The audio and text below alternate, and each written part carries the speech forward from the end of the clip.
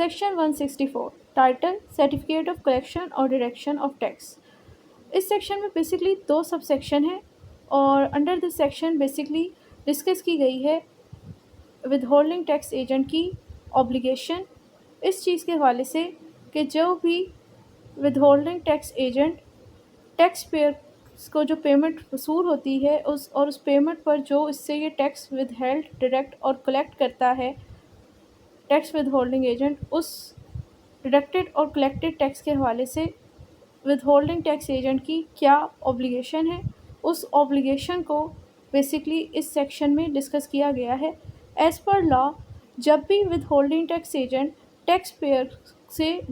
Pair को जो payment वसूल होती है उस वसूल होने वाली पेमेंट पर जो कोई भी टैक्स डिडक्ट या कलेक्ट करता है, उस हवाले से विदहोल्डिंग टैक्स एजेंट पर बेसिकली लॉ में दो ऑब्लिगेशन लगाई हुई हैं। एक ऑब्लिगेशन फर्स्ट ऑब्लिगेशन हम लोग पहले ही सेक्शन 160 के अंदर कवर कर चुके हैं। सेकंड ऑब्लिगेशन आज की इस वीडियो लेक्चर में हम लोग सेक्शन 164 में डिस्कस करेंगे, लेकिन इन दोनों ऑब्लिगेशन को कवर करने से पहले ज़रूरी है कि हमें ये आइडिया हो कि विदहोल्डिंग टैक्स एजेंट बेसिकली होता क्या है, क्योंकि अगर तो हमें ये विदहोल्डिंग टैक्स एजेंट की टर्मिनोलॉजी क्लियर हो गई तो फिर हमारे लिए इन दोनों ऑब्लिगेशन को समझना और मेमोराइज़ करना आसान हो जाएगा। सो विदहोल्डिंग टैक्स एजेंट बेसिकली क्या होता है? Withholding tax agent is a middle man between tax payer and tax authorities his function is to collect or detect a tax on the payment which is received by the taxpayer and then submitted that collected or deducted tax on the behalf of a taxpayer to the tax authority and provide the CPR or certificate of collection or reduction of tax to the taxpayer as a proof of that collection or reduction of tax. So simple सी ये terminology है, simple सी ये definition है। इस definition से आपको अंदाज़ा हो गया होगा कि टैक्स पेयर बेसिकली एक मिडल मैन है, किन के दरमियान? टैक्स पेयर और टैक्स अथॉरिटी के दरमियान। इसका फंक्शन क्या होता है? इसका ये फंक्शन होता है कि जो भी पेमेंट वसूल हो रही है टैक्स पेयर को, उस पेमेंट पर इसने टैक्स कलेक्ट और डिडक्ट करना है उस अथॉरिटी के तहत जो कि लॉ ने से दी, और ये अथॉरिटी लॉ ने से दी है इसी ऑर्डिनेंस के चैप्टर 10 के डिवीजन 3 और 2 के तहत और चैप्टर 12 के तहत। और जब ये कलेक्ट कर लेता है ये टैक्स ये पर्सन, तो उसके बाद इस पर दो ऑब्लिगेशन होती हैं। नंबर 1 तो ये कि इसने ये कलेक्टेड और डिडक्टेड टैक्स जो कि इसने टैक्स पेयर की पेमेंट में से लिया है वो इसने जमा करवा देना होता है टैक्स अथॉरिटीज़ को, यानी कि FPR को। ये ऑब्लिगेशन बेसिकली इस पर सेक्शन 160 के तहत है। सेकंड ऑब्लिगेशन इस पर ये होती है कि अब जो कि इसने इसकी पेमेंट से जो कि इसको हासिल हो रही टैक्स पेयर को, उस पर इसने विदहेल्ड कर लिया है एडवांस में टैक्स, यानी डिडक्ट कर लिया है, कलेक्ट कर लिया है, तो इस डिडक्शन का, इस कलेक्शन का एक प्रूफ के तौर पर इसने इसे सर्टिफिकेट ऑफ कलेक्शन और डिडक्शन ऑफ टैक्स यानी CPR प्रोवाइड करना है as per section 164 of the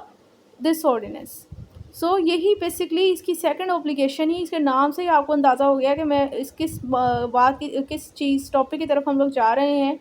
और इसकी डेफिनेशन से भी आपको अंदाज़ा हो गया कि बेसिकली इस पर दो ही ऑब्लिगेशन है जो कि मैंने डिस्कस की। कि इसकी डेफिनेशन मैंने कहा था हम लोग करेंगे तो हमें इसकी ऑब्लिगेशन समझ आ जाएंगी। सो इसकी डेफिनेशन आपको अगर समझ आ गई हो तो इसी की बेस पर मैंने कहा था कि इसकी दो ऑब्लिगेशन आपको समझ आ जाएंगी कि ये इसकी पहली ऑब्लिगेशन ये है कि जो इसने टैक्स विदहेल्ड कर लिया यानी कलेक्ट और डिडक्ट कर लिया उस पेमेंट को फिर से जो कि रिसीव भी हुई है टैक्स पेयर को, तो इसने उस डिडक्टेड और कलेक्टेड टैक्स को टैक्स पेयर के बिहाफ पे जमा करवा देना है टैक्स अथॉरिटीज़ को यानी FPR को एज़ पर सेक्शन 160। ये इसकी फर्स्ट ऑब्लिगेशन है उस कलेक्टेड और डिडक्टेड टैक्स के हवाले से। सेकंड ऑब्लिगेशन इसकी उस कलेक्टेड और डिडक्टेड टैक्स के हवाले से ये है कि इसने उसका एक सर्टिफिकेट ऑफ कलेक्शन और डिडक्शन ऑफ टैक्स प्रोवाइड कर देना है प्रूफ के तौर पर टैक्स पेयर को कि आपको हासिल होने वाली पेमेंट में से हमने ये टैक्स कलेक्टर डिडक्ट कर लिया। अब देखें भाई सबूत का इस चीज़ का क्या फ़ायदा, ये है कि अगर कोई दोबारा उससे टैक्स विदहेल्ड करने आएगा उसकी पेमेंट पे, यानी एक दफ़ा से ज़्यादा करने आएगा, तो उसके पास भी रिकॉर्ड होगा, उसके पास प्रूफ होगा टैक्स पेयर का कि मैं इस पेमेंट पर पहले ही एडवांस टैक्स डिडक्ट मेरे हो चुका है, कलेक्ट हो चुका है, तो उस पर दोबारा से उस पर से टैक्स नहीं लिया जाएगा। सो अगर आपको टर्म की भी समझ आ गई हो टैक्स विद होल्डिंग एजेंट की और उसकी दोनों ऑब्लिगेशन की, तो अब हम लोग सेक्शन 164 को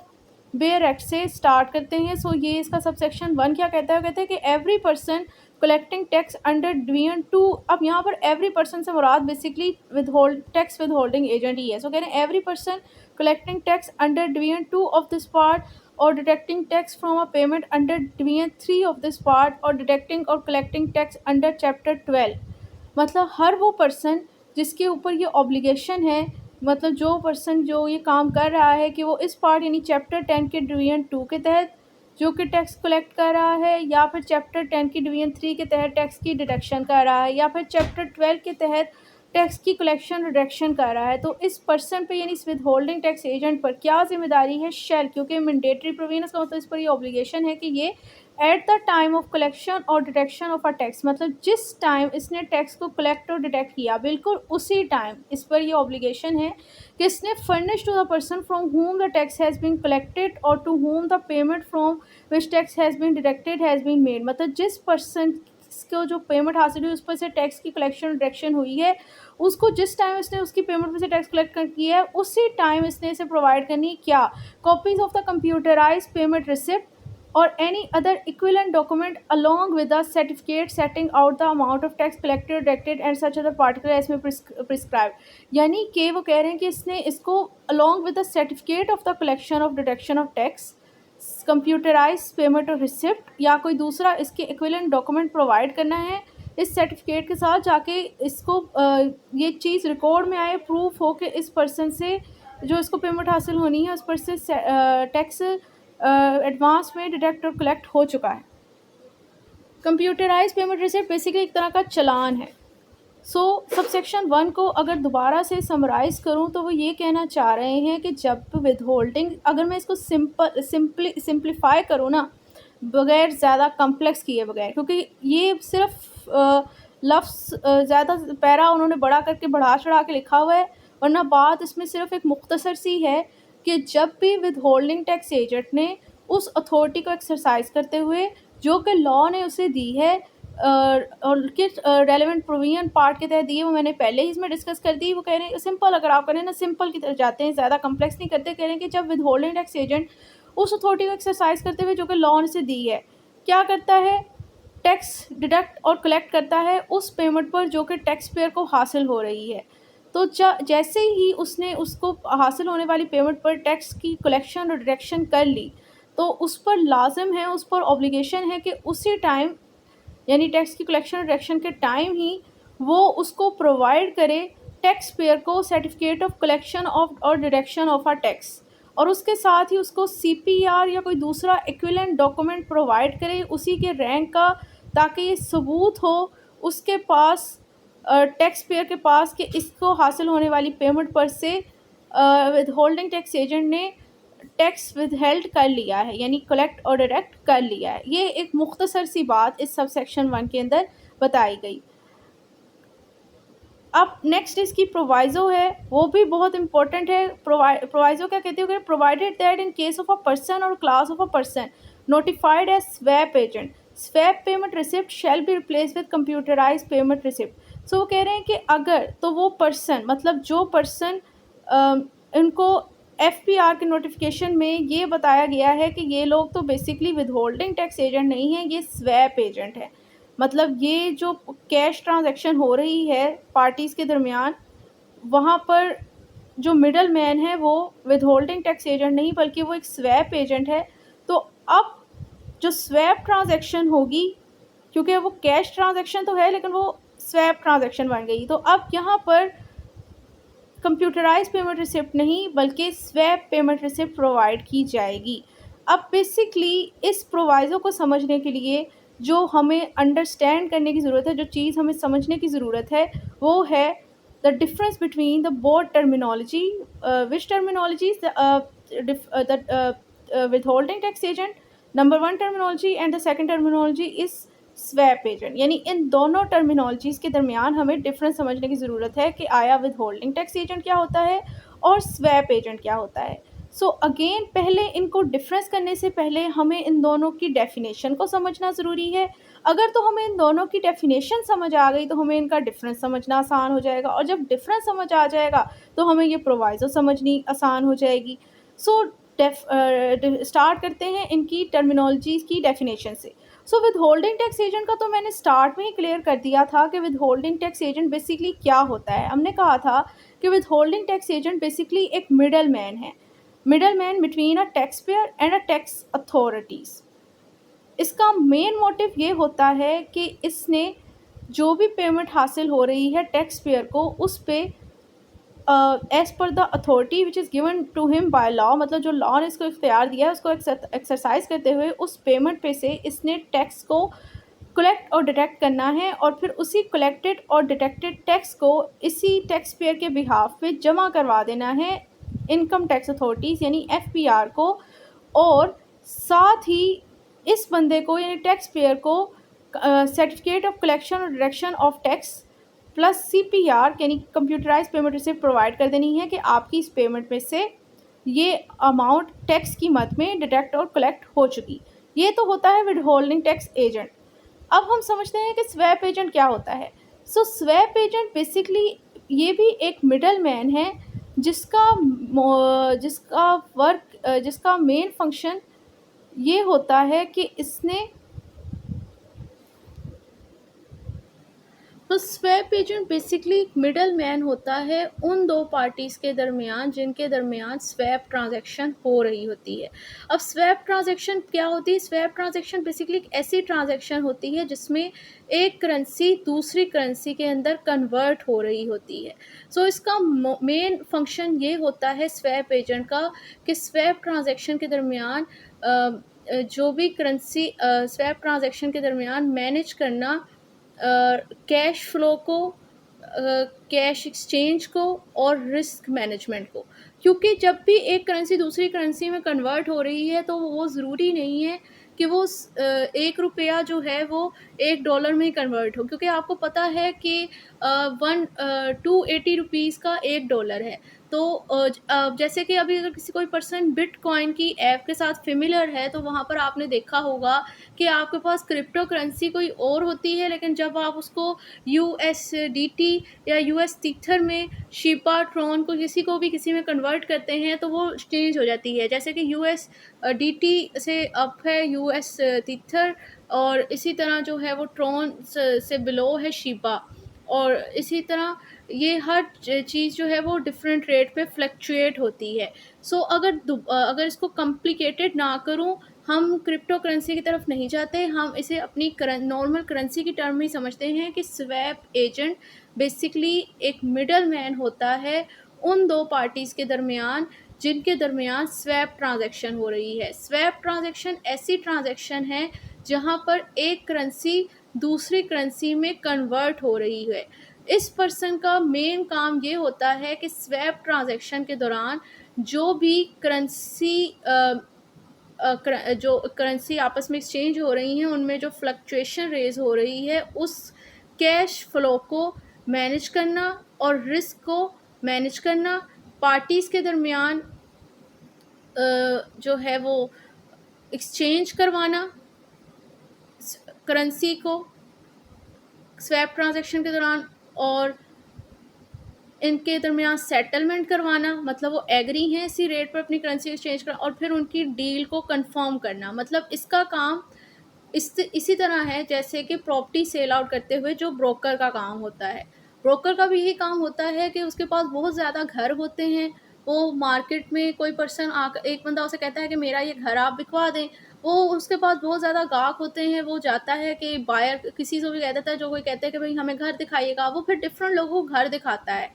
जो पार्टी की डिमांड है सेलर की, उस पार्टी को जौन सा बंदा मैच कर जाता है बायर, उसी के साथ जो है वो ब्रोकर उसकी डील करवा देता है। तो जिस तरह ब्रोकर का काम यही होता है कि उसके दरमियान घर को दोनों पार्टीज़ के दरमियान एक्सचेंज करवाना, उनकी एक फ़िक्स रेशो पे सेटलमेंट करवाना, और अगर कोई कम पेश आ भी रहा है पैसों के मामले में तो उस रिस्क को मैनेज करना कि कितने टाइम के अंदर वो अभी पेमेंट करेंगे और बाकी कितने में कर देंगे। मतलब उनके दरमियान जो रिस्क की मैनेजमेंट है वो भी उसने जिस तरह ब्रोकर ने मैनेज करवानी होती है। इसी तरह स्वैप एजेंट का भी यही काम होता है कि स्वैप ट्रांजैक्शन जो दोनों पार्टीज़ के दरमियान हो रही है, उस स्वैप ट्रांजैक्शन के दौरान जो करेंसी एक्सचेंज हो रही है, उस करेंसी को एक्सचेंज करवाना और उस एक्सचेंजमेंट के रेट के हवाले से उन दोनों पार्टीज़ की आपस में सेटलमेंट करवाना, और जो है इसको और इनके दरमियान कोई रिस्क आ रहा है तो उसको मैनेज करना,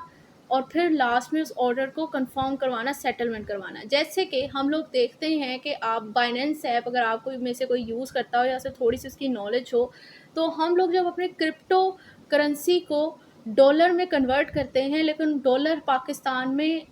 हम लोग अपनी डेली लाइफ ट्रांजैक्शन में यूज़ नहीं कर सकते, हमें तो रुपीज़ चाहिए। तो उस रुपीज़ को कन्वर्ट करने के लिए हम लोग इसी तरह के स्वैप एजेंट पे रिलाई करते हैं, जो कि कोई स्वैप एजेंट $1 284 का दे रहा होता है, कोई 275 का, कोई 274 का, हर एक का अपना रेट होता है। तो हम जब अपने उस कैश को एक्सचेंज करते हैं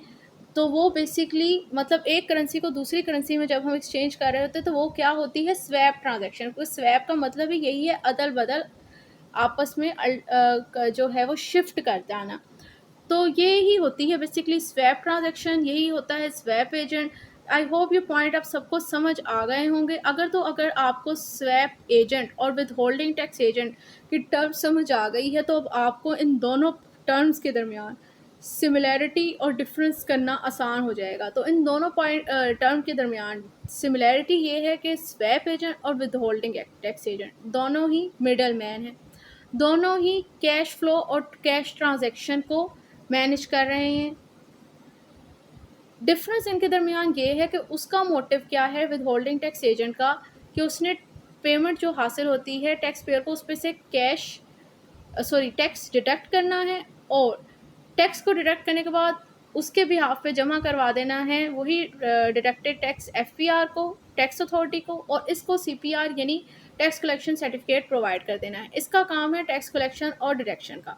जबकि स्वैप एजेंट का काम जो है वो टैक्स कलेक्शन और डिडक्शन का नहीं है, इसका मेन काम है कि स्वैप ट्रांजैक्शन में जो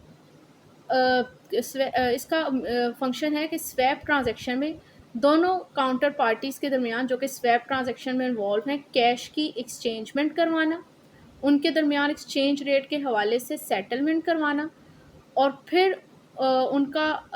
ट्रांसफ़र और फिर उसके बाद उनके दरमियान उस डील को कंफर्म करवाना, रिस्क को मैनेज करना। क्योंकि हो सकता है कि एक पार्टी के पास $2 हैं और दूसरी पार्टी से कहती है कि नहीं, मैंने तो आपको 285 में या 284 में डॉलर नहीं देना, मैंने तो आपको 275 में ही देना है।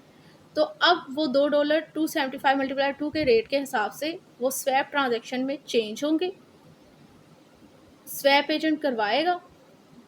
एक्सचेंज करवाएगा इन दोनों को, इनके दरमियान इसी ऑफ़र पे जो वो कह रहा है कि मैं तो 275 का $1 आपसे लेना है, उस चीज़ को मैनेज करवाएगा, यानी ये जो फ्लक्चुएशन आ रही है। अब जो ये रिस्क आया है उसको कोई 284 हो जाए 275 उसको मैनेज करेगा, और फिर इनके दरमियान अगर बात पक्की हो जाती है तो उसको वो मैनेज करवा देगा, कंफर्म करवा देगा ऑर्डर। ये मैंने बिटकॉइन के साथ ज़रा इसको एग्जांपल दी है, लेकिन हम लोग जो लोग फेमिलियर होंगे बिटकॉइन के प्लेटफॉर्म से तो वहाँ उन्हें पता है कि ऐसे स्वैप एजेंट का कोई जो है वो स्वैप एजेंट वहाँ पर कोई एक इंसान नहीं है, वहाँ पर बेसिकली ये स्वैप एजेंट बाइनेंस की ऐप ही है, क्योंकि वो एक प्लेटफॉर्म प्रोवाइड कर रही है जहाँ पर एक बंदे ने अपनी बिड की हुई है कि मैंने इतने का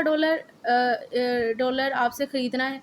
और आपके पास डॉलर होते हैं, आप उस बिड को अवेल करना चाहते हो तो ठीक आपके ऊपर है, नहीं तो आप कोई दूसरा ऑप्शन भी जो वहाँ पर डिफरेंट लोग हैं आप अवेल कर सकते हो।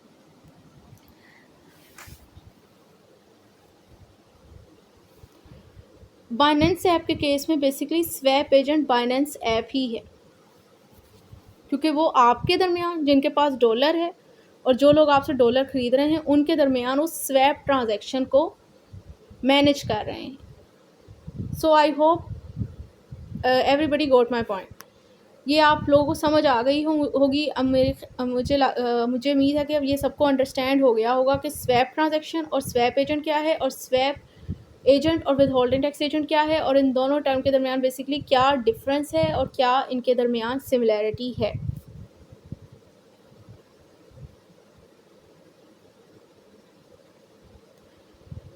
सो ये सारी झंझट जो मैंने की वो बेसिकली इस एक प्रोवाइज़र को समझाने के लिए की, क्योंकि आई डोंट थिंक कि बगैर इसको समझे हुए, इन टर्म को समझे हुए,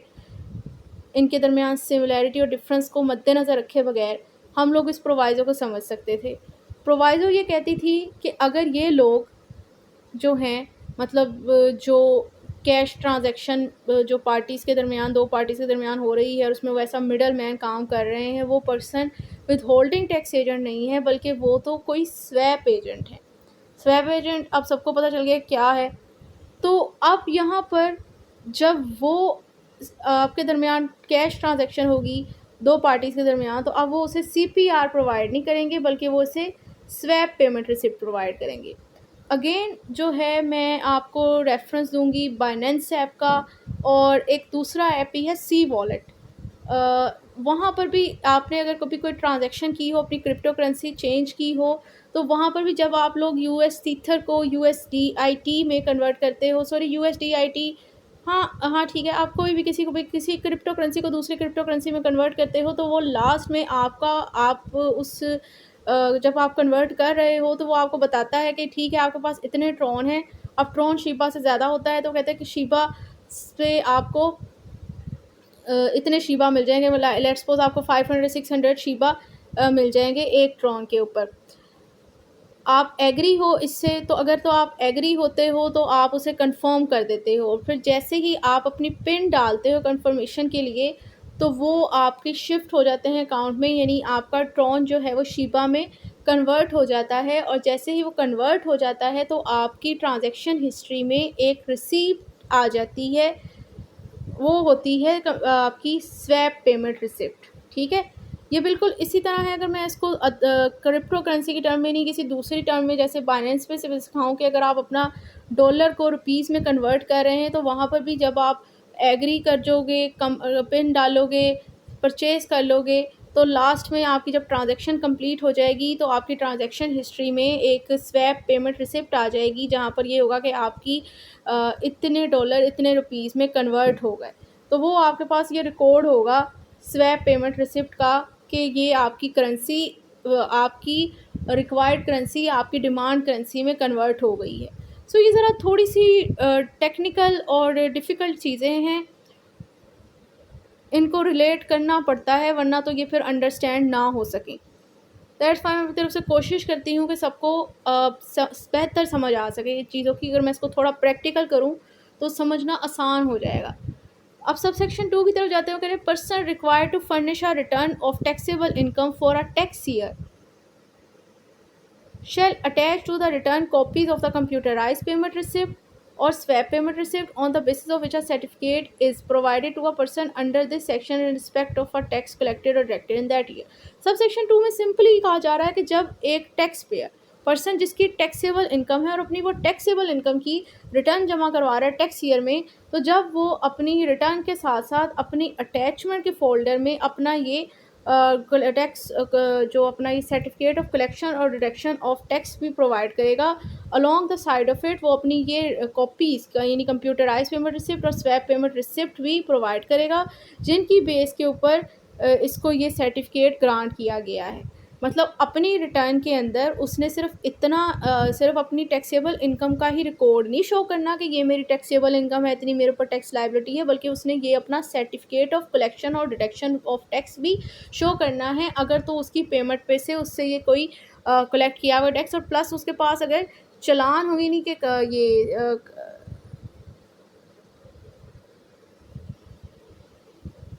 ये होगा कंप्यूटराइज पेमेंट रिसिप्ट होगी, स्वैप पेमेंट रिसिप्ट होगी, तो वो भी इस बंदे ने प्रोवाइड करनी है। ठीक है, सो आई होप हर बंदे को ये समझ आ गया होगा कि सेक्शन 164 क्या है। नेक्स्ट सेक्शन हम इंशाल्लाह नेक्स्ट वीडियो में कवर करेंगे। अगर किसी को कोई क्वेश्चन हो इस वीडियो में तो आप कमेंट सेक्शन में पूछ सकते हैं। तब तक के लिए अल्लाह हाफ़िज़।